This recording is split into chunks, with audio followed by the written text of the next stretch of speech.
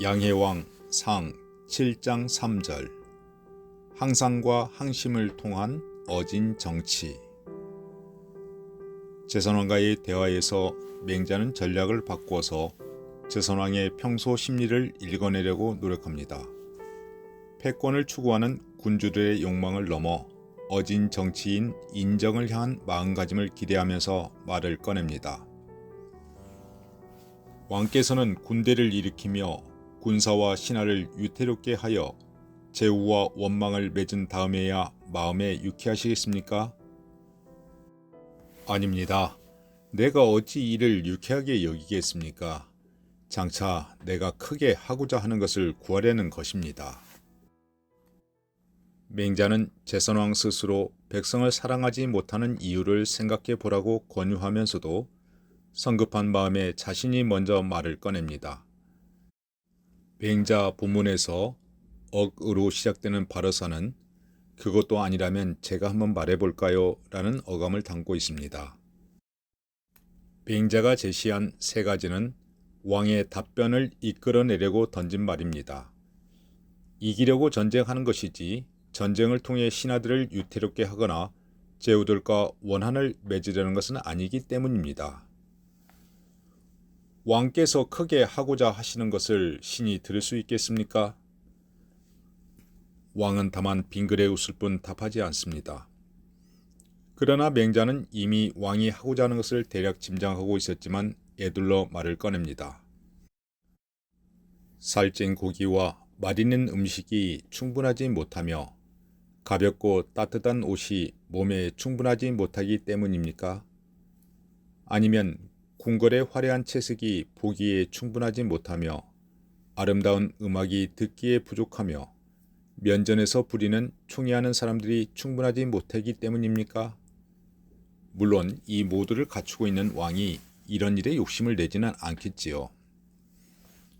그렇다면 왕께서 크게 하고자 하시는 것을 알 수 있겠습니다.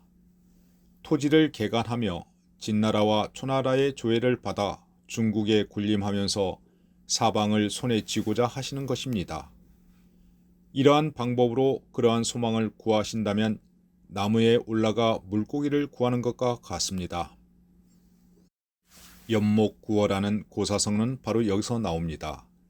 나무에 올라가 물고기를 잡겠다는 것이니 절대로 얻을 수 없는 일이라는 것이지요. 국왕으로서 부족함 없고 모든 것을 행사할 수 있는 절대 권력의 정점에 서 있던 그로서는 천하통일을 향해 달려나가고 싶은 마음이 앞서고 있는데 불가능하다니요? 목표가 잘못된 것일까요? 아니면 방법이 틀린 것일까요? 맹자의 단호한 말에 기가 막힌 듯 왕이 묻습니다. 이토록 심하단 말입니까? 이보다 더욱 심한 것도 있습니다. 나무에 올라가 물고기를 구하는 것은 비록 물고기를 얻지 못하더라도 뒤따르는 재앙은 없겠지만 이처럼 하면서 그토록 소망하신다면 전심전력하더라도 훗날 반드시 재앙이 있을 것입니다. 훗날 재앙까지요? 조금 더 들을 수 있겠소? 추나라 사람이 초나라 사람과 더불어 싸우면 왕께서는 누가 이기리라 생각하십니까? 초나라 사람이 이기겠지요. 그렇다면 작은 것이 진실로 큰 것을 대적하지 못하며 적은 것이 진실로 많은 것을 대적하지 못하며 약한 것이 진실로 강한 것을 대적하지 못하는 것입니다. 온 중국의 땅에 사방이 천리인 자가 9인데 제 나라가 모아서 9의 하나를 소유하고 있습니다. 하나로 8을 항복하게 하는 것이 어찌 추나라가 초나라를 대적하는 것과 다르겠습니까? 또한 그 근본으로 돌아가야 할 것입니다.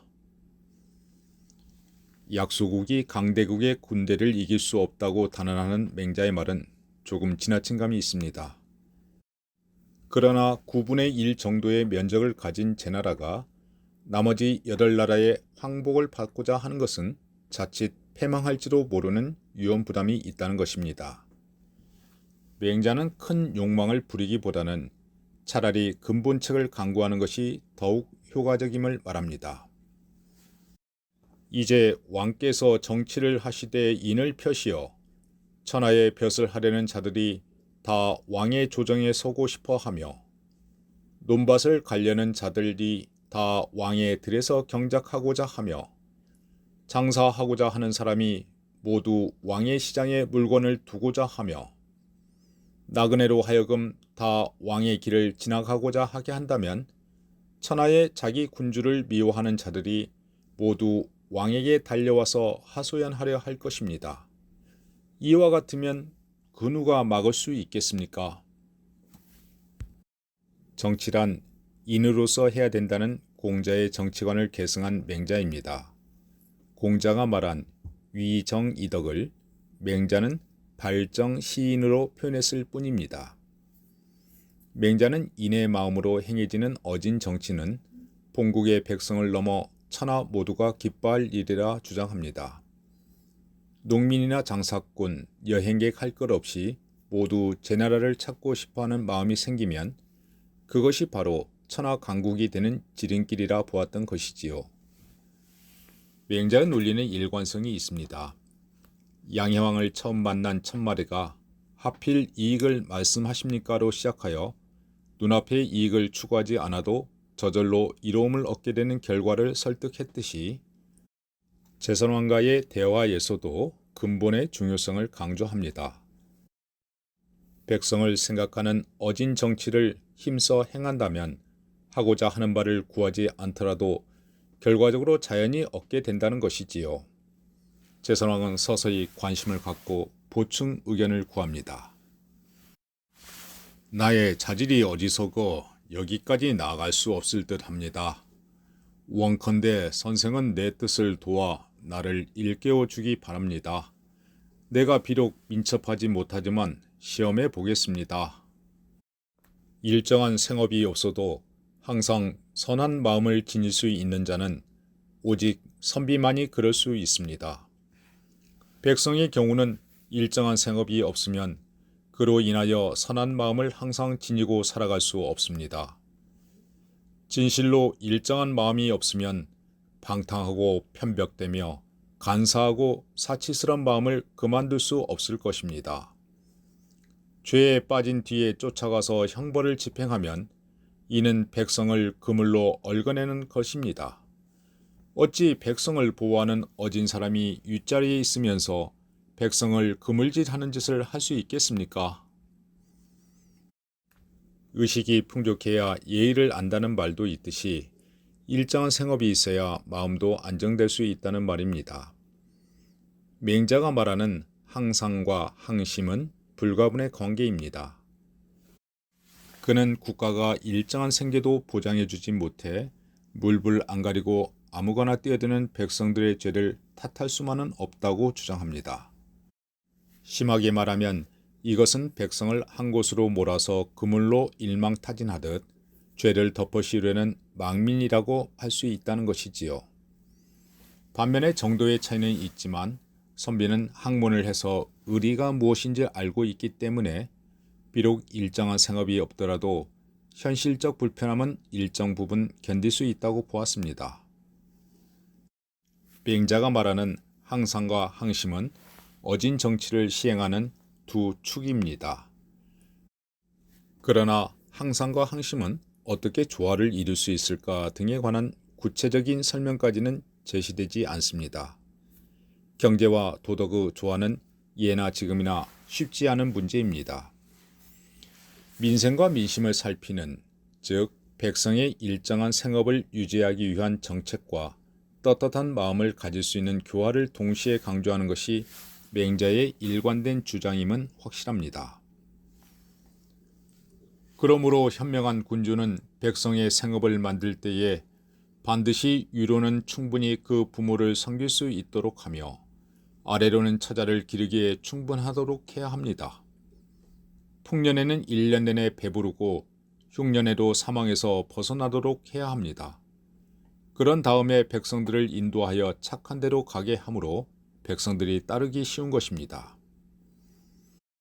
그런데 지금은 백성의 생업을 만들어주면서 유로는 부모를 충분히 섬기지 못하며 아래로는 처자를 기르기에도 부족하여 풍년에도 1년 내내 괴롭고 흉년에도 사망을 면치 못합니다. 오직 죽음을 벗어나는 것도 부족할까 두려운데 어느 겨를에 예의를 닦겠습니까? 왕께서 어진 정치를 행하고자 하시면 어찌 그 근본으로 되돌아가지 않으십니까? 맹자가 말하는 항사는 풍년이든 흉년이든 일정한 소득이 있도록 경작할 땅을 주어서 부모를 모시며 처자식과 편히 살고 싶은 백성들의 바람이 어느 정도 해결되는 정도입니다. 최소한 이 정도는 해야 예의를 닦고 공동체의 선을 생각하는 항심이 생길 여유가 있다는 것이지요. 이처럼 맹자가 생각하는 정치란 인을 베푸는 일이고 백성들이 일정한 생업을 갖도록 하는 것이 인을 베푸는 근본적인 방법이었습니다. 이어서 맹자는 앞서 양해왕에게 건의했던 내용의 일부를 다시금 말합니다. 백성들에게 일정한 생업을 만들어주는 방법으로 농부마다 5묘의 집터를 주어서 담아래에 뽕나무를 심도록 하면 비단이 나서 70된 자가 따뜻하게 입을 것입니다. 닭과 새끼 돼지, 개와 큰 돼지를 길러 새끼 칠 때를 잃지 않는다면 고기가 풍성해져 70된 자가 배불리 먹을 수 있을 것입니다. 또한 농부들마다 100묘의 땅을 주어서 농사철을 빼앗지 않는다면 8식구가 사는 집이 굶주리지 않을 정도의 곡식을 수확할 수 있을 것입니다.